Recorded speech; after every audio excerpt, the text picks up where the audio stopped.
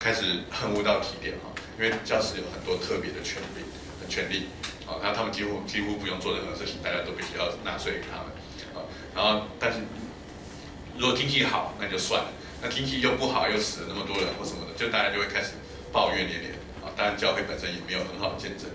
啊，那当然在最重要的是要文化背景，因为当时东西方开始交流之后。原来在中世纪呢，它虽然保存了很多文化，但是它保存在修乐里面啊，那个修士只是在抄写啊，并没有真的去了解和去认识。然后，但是因为这个东西方的交流，重新把原来古希腊的东西从东方移过来，因为那时候西方基本上是拉丁的世界，都讲拉丁文，然后几乎忘记希腊文怎么讲啊。但是新约是用希腊文写的，那个希伯来文更不用讲了。那所以说，当时他们主要读的圣经都是拉丁文的圣经，都用拉丁文来写作。然后后来才发现说，更古远的那些文化，啊，更古远的那些著作，啊，包括圣经，竟然发现了，而且竟然被传进来，而且可以被翻译。所以让人家了解到说，原来在拉丁教会之前还有另外一段故事，啊，这是整个文艺复兴的开始。那当然，一般所想到文艺复兴，主要是在艺术文化方面的哈。那主要是发生在意大利佛罗伦斯啊，因为那时候有一个很重要的那个梅迪奇家族啊，他出了很多教宗啊，很多很有名望的人啊，他们开始鼓励这个支持艺术的创作啊，所以说这是当时主要的发展。然后另外呢，同时间呢，一些哲学思想开始。那笛卡尔本身就是一个他也是一个神父。那他的思想和其他人所不一样。之前中世纪以前的哲学思想是以启示为基础，然后以理性为辅助。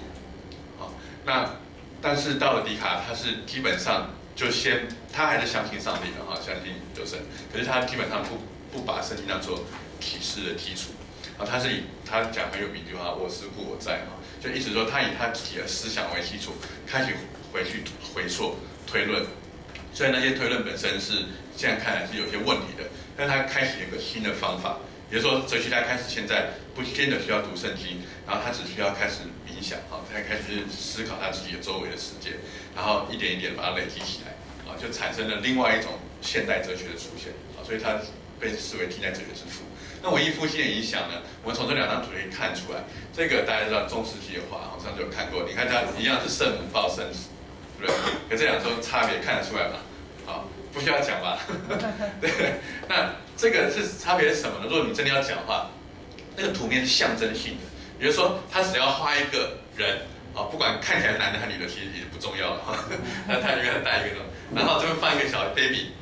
这就是一定是女人抱小 baby 嘛，这个就不用画了。啊，那这样真的会是谁呢？那没有别人啊，虽然很多女人都抱过小 baby， 但是能够放在教堂里面的没有别人，就是圣母玛利亚。所以它是一个象征性的，懂我意思吗？它只要有一个人在这里，然后放一个小孩在这里，它就解决了。所以他们几乎没有美感可言。然后它是一个理念性的，也就是说，那你怎么这个对你有什么帮助呢？就是说，你看到这个，知道个圣母，这个玛利亚，然后你会去默想，啊，去想象说啊怎么样。然后所以它是一个因为这个观念而带出来的一个这个艺术。然后但是呢，你看到文艺复兴时期的时候，啊，因为绘画技法的一些改变，啊，还有一些那个3度空间透视的一个技术的发展，然后发现说，我可以把人画得更像真的人，对不对？更像真的人，而且他不是只是一般真的人，而且是可能是很理想中的、很美。你看，画一个女性的很美，然后小婴孩，然后不管怎样，她的眼神怎么样的，就看起来很像真实的，而且是想象中的美好的那一位。所以说这样是有具体性，而且让人家觉得很像人，而且是理想中的人。这种概念就是文艺复兴所发展出来的。因为在古希腊罗马的时候，他们所谈的人啊，如果你记得我们上次讲柏拉图了，对，柏拉图的思想就是有没有好人，对吧？我上次讲有没有美女，有没有美女，对不对？你看好像有些人很美，可是有没有更美的、最美的那一位是什么？那也许在世上找不到，然后他们就用画作表现出来。就是他的想象表现出来，所以他的一些比例和真实的人可能不太一样，因为他认为这是理想的，真实人不是这样，所以真实的人都是阴影，都是暂时的，然后这个理想的是那个最美的，你了解？这个就是一种观念。那这样的话造成文化上很大的一个挑战和冲击，所以后来呢，最主要表现从绘画和建筑上面哈，那就原来呢，就绘画是以信仰教育为目的。你说你知道那是玛利亚，你就要觉得很尊重她。可是现在你看到那位玛利亚的时候，你会觉得她很美，而且她有一个神圣的庄重感。所以她变成她呢怎么来的？就是因为她把她的人性理想化抽离出来的。所以就是说我们看一下这个，这是米开朗基罗的创造亚当的作品啊。你看他这是教宗叫他做在那个西斯汀教堂啊，那个天花板上面他画了实体颜色，画了很多这个图，哇，真的是太伟大啊！那他讲创造亚当，你看他创造亚当，某意义上来讲哈，这个是不符合圣经的，对不对？因为圣经说上帝怎么创造亚当？吹一口气，对不对，在他鼻孔里面，然后他可能觉得说这个实在太难画了，这个吹鼻孔，然后他想，那我就把神的形象画出来，那个父亲的样子，然后还有天使把他载着他，然后他有个动感，对，从右边指到左边，然后透过一个手，因为这个手是有力的，但是这个手是无力的，对不对？就是就是没有力量，就只是在那里，就等于说是仿佛这个生命从右边注入到左边。然后它是在一个画面上面把这个动感画出来，然后这个整个亚当，你从那边过来的时候，你看他的视线又回过来看他，可是他的视线是非常的无辜，非常清纯，没有什么邪念思想，然后很完美的、很漂亮的身体这样下来，所以他就用这个画反映出更多原来宗教不见得能够讲得出来的东西，或者是想要讲，但是用不同的方法来表达出来的。原来都只能用想的，然后但是他用画来表达出来，而且所以他就产生了一种对美感的另外一种认识。所以我刚才讲到说这个美感其实我那里面有说这个真善美的美这件事情在教会里面却常常很少被提到，因为我们只要觉得有用就好，对，就是跟中世纪那种感觉一样，你只要画一个十字架在那里，就感觉起来很神圣。可是十字架有不同的画法。它又可以带有不同的感受，所以那时候他的这些艺术家呢，他不是只是一个匠工不是只是把一个东西做出来而已，他把它做成美，而美到让你觉得说它有另外一些东西让你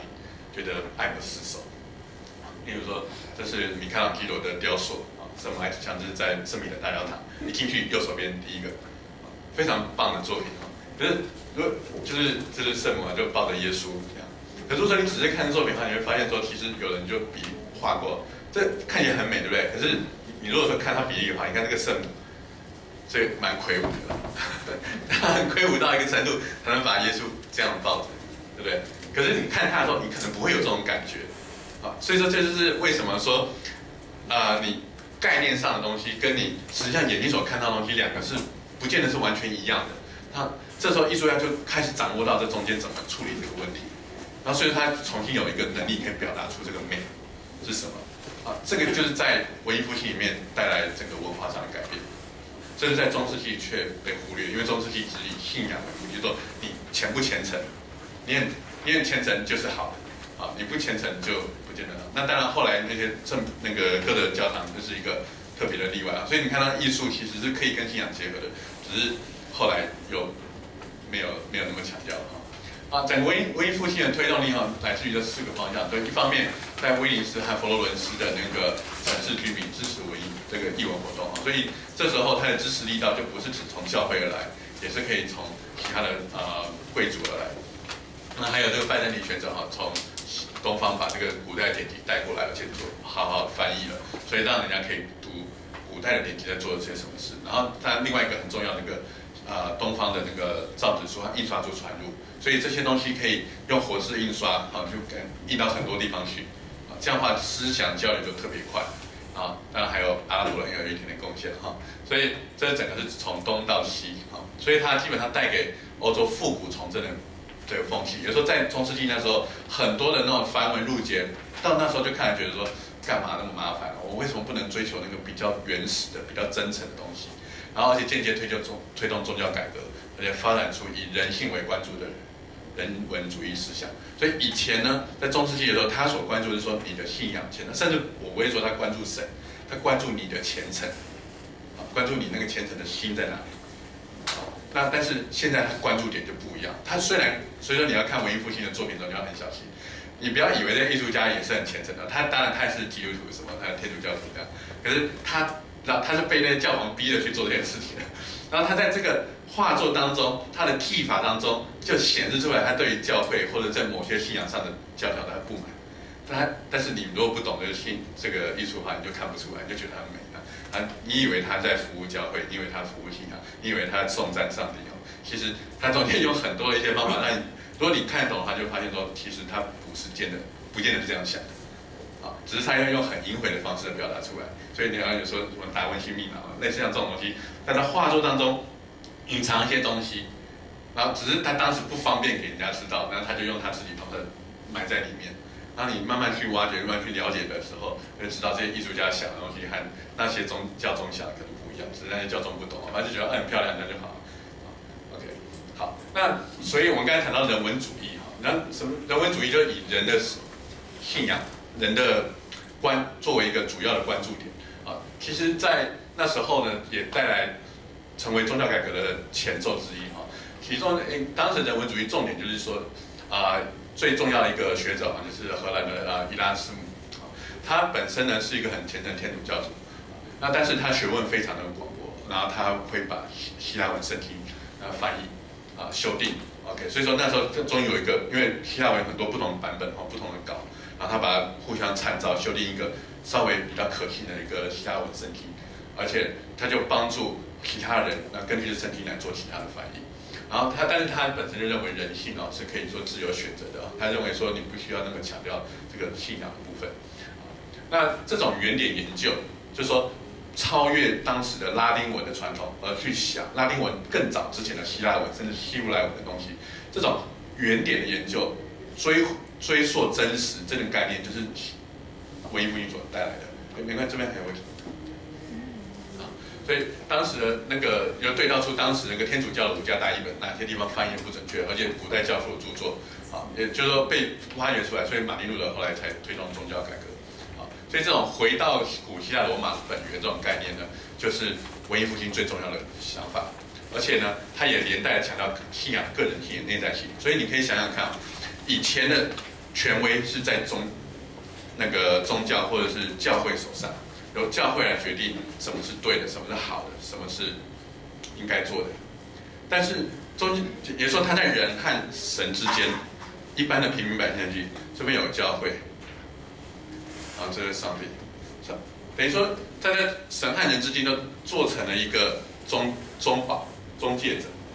由教会来教导人什么是该做的。如果说你没有听过许可的话，你甚至不准读圣经，因为他怕你去误解那个错误的曲解什么的。所以这样很奇怪。可是到了文艺复兴的时候，因为有另外一些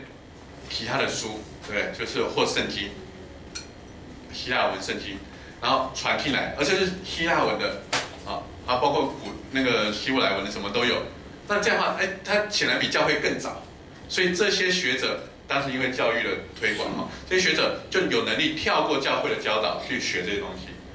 那学过的东西呢，发现说这边所讲的上帝和教会所讲的好像不太一样，因为教会加了太多东西了，所以说你知道这时候的思想就变得比较个人性，这时候信仰变得个人性了。也就是说，以前是遵从教会教会怎么教我们怎么信，然后现在呢就发现说我原来可能可以借由我们单独对这些原点的认识，而得到另外一种权威，这造成后来宗教改革的基础。要不然的话，在当时如果教会是唯一的权威的话，你怎么可以改革它嘛？你改革就代表说你自己就不信嘛，对不对？就是就是要下地狱的你没有别的权威嘛，所以怎么可能会比教会有更高的权威？就是比教会更早以前的书被发现出来，所以这造成宗教改革的基础。那当时的天主教教会的确是也比较堕落败坏，那而且更重要的说，他不觉得他自己败坏。这是最大的讽刺，也就是他仍然觉得自己还是很这个可以指挥所有的人应该要照他的样子做。可是实际上，因为他本身的腐败，造成下面的阶层的百姓还有很多的那些诸侯已经对他很不满，然后所以他要火上加油那其实最主要一件事情，从十字军东征开始，他就已经开始用一些你的捐献或朝圣或你的出征。来帮助你说那教会就可以为你祷告，然后为你的亲人祷告